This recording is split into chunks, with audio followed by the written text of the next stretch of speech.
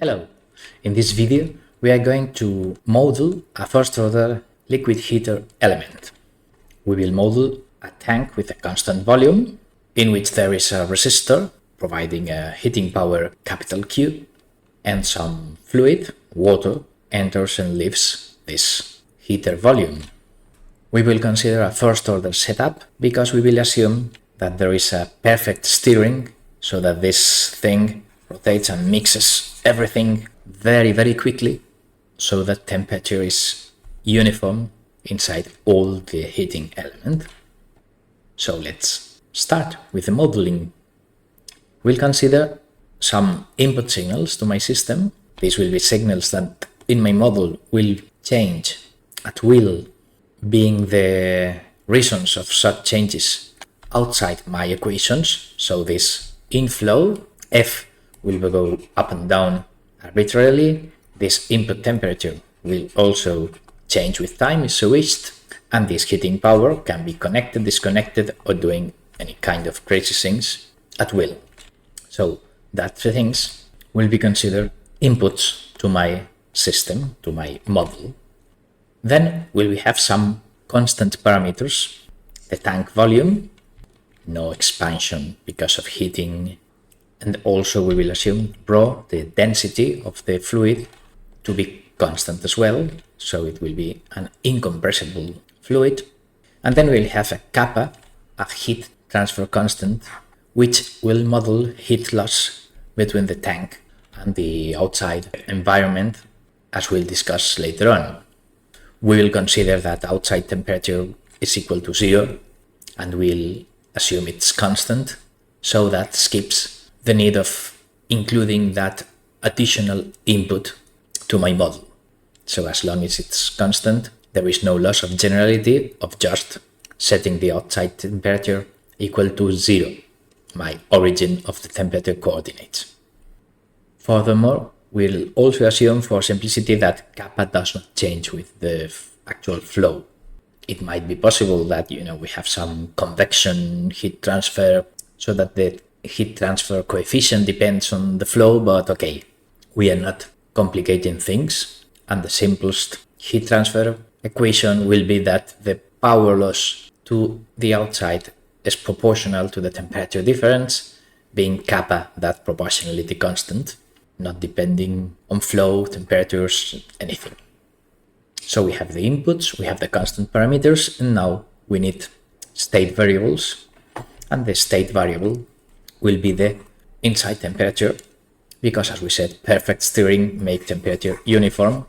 Otherwise, we would need some kind of fluid dynamics simulation to account for different temperatures at different positions. Too complicated, at least as a first approximation. So we'll have a single temperature in the inside, and it's a state variable because the goal of my model will be computing its time derivative. Good. In general, we need to carry out mass balances and energy balances, but okay, in this case, mass balance is trivial, except, when we are filling or emptying this heater, as we have no compression, whatever, mass balance amounts to just saying that the input flow is equal to the output flow. That's it. So we'll need to concentrate on the energy balance. Luckily, there is no mechanical work done because volume is constant. So we are not dealing with pistons, gas expansions, and the like. This is just constant volume, no work. In a generic energy balance, we would have to consider all of these things. The inside of water of fixed volume will be the so-called control volume in thermodynamics jargon. So the energy exchange of this control volume with the outside world will need to fulfill this balance. The energy change inside this control volume will be the sum of these three components. One is the heat or work exchanged with the outside environment and the control volume. Heat, we'll say, because of heat transfer, and work if this control volume expanded against some pressure, but that's not the case here, so we'll need only to consider heat loss to the outside environment. Then, if there is some mass transfer, that mass over there has a total energy, enthalpy, formation energy. I mean, it's not at 0 Kelvin, so we introduce some energy. And of course, if there is some fluid going out of this control volume, then we need to subtract the energy of the fluid exiting that control volume. So the net change inside equal to the sum of three things due to the interaction with the outside world. Let us now discuss what's the energy inside the volume. Well, we will assume that our energy will be proportional to temperature, but of course we are assuming a constant specific heat, lowercase c, and assuming that the zero of temperature and of energy is that outside temperature in which also there is no phase change.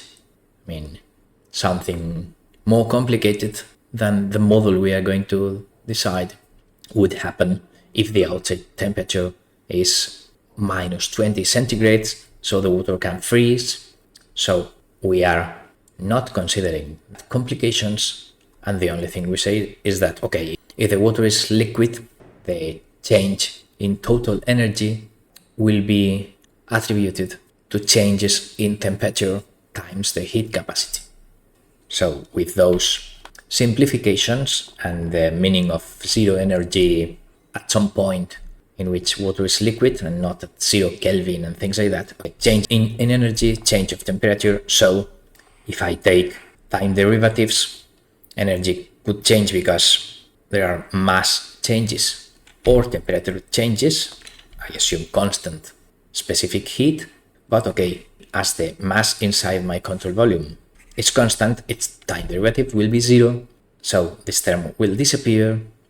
This is it. So we'll end up with this rate of change. Now we are going to write my models in energy change per unit time. So this rate of change of the energy, this, of course, that's called power. This is the energy change inside the control volume. Then, instead of balance of energy, balance of power, we get that the rate of energy inside the control volume, this one is equal, but I will write it down here, and the mass will be volume times density. It's equal to the net heat power exchange with the outside environment, this thing, Q, because of the resistor heating power, and minus kappa T, because of the linear heat transfer power loss to the outside environment if the fluid is warmer than the outside. Of course, if the fluid is cooler than the outside temperature, then this temperature increment actually will be negative, so this will be positive, so the model is correct, whatever the inside and outside temperatures are. And then the total energy entering the control volume per unit time, if it is mass specific heat temperature, mass will be like volume density, and if we are taking time derivatives, the time derivative of the volume is the flow. So we get flow density specific heat temperature incoming, and if I subtract the energy of the fluid going out of my volume, then I need to add this term. So this is the outgoing fluid's energy per unit time. This is the incoming fluid's energy per unit time. This is the stored energy in the tank per unit time. And this is the heat transfer by conduction, convection, or electrical heating with the environment. So this is the model, and we have accomplished the goal of this video.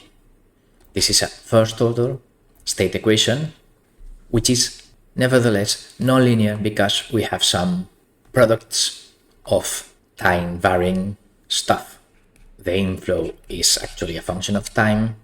The temperatures are also a function of time. So products of signals are not allowed in linear models.